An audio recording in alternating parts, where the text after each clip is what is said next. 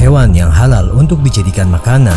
Islam sangat memperhatikan kebersihan dan kesehatan umatnya, terlebih dalam hal makanan. Tentang hewan apa saja yang tidak boleh dikonsumsi, Allah Subhanahu wa Ta'ala berfirman, "Diharamkan bagimu memakan bangkai, darah, daging babi, daging hewan yang disembelih atas nama selain Allah, yang tercekik, yang terpukul, yang jatuh, yang ditanduk, dan diterkam binatang buas, kecuali yang sempat kamu menyembelihnya, dan diharamkan bagimu yang disembelih untuk berhala." Quran Surat Al-Maidah. Selain makanan tersebut, ada beberapa jenis hewan lainnya yang dihalalkan oleh Islam dan boleh dijadikan makanan. Hewan ternak, Allah Subhanahu wa Ta'ala berfirman, "Dan di antara hewan ternak itu ada yang dijadikan untuk pengangkutan dan ada yang untuk disembelih. Makanlah dari rezeki yang telah diberikan Allah kepadamu, dan janganlah kamu mengikuti langkah-langkah setan. Sesungguhnya setan itu musuh yang nyata bagimu." Quran Surat Al-An'am. Binatang ternak adalah hewan-hewan peliharaan yang dapat diternak atau dipelihara di sekitar rumah atau area tempat tinggal. Beberapa contoh hewan tersebut meliputi sapi, kerbau, kambing, ayam, unta, bebek, dan sebagainya. Allah tidak hanya menghalalkan dagingnya, tapi juga susunya serta pemanfaatan kulitnya. Selain itu, hewan ternak juga boleh dimanfaatkan sebagai kendaraan atau alat yang bermanfaat bagi manusia. Hewan laut atau air, Allah Subhanahu wa Ta'ala berfirman, "Dan dialah Allah yang menundukkan lautan untukmu agar kamu dapat memakan daripadanya daging yang segar,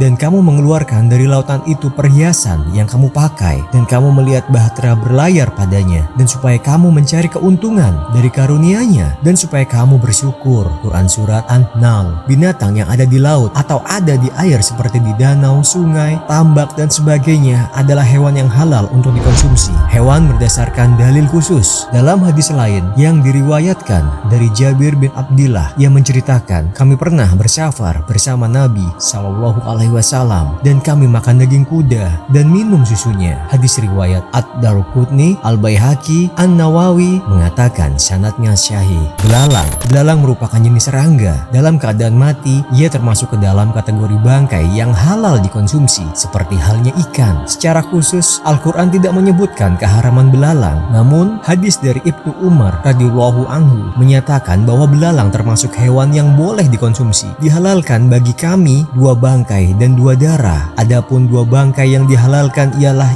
ikan dan belalang, sedangkan 2 darah yang dihalalkan ialah hati dan limpa." Hadis riwayat Ahmad, Ibnu Majah, Ad-Daruqutni, dan At-Tirmizi. Wallahu a'lam bishawab.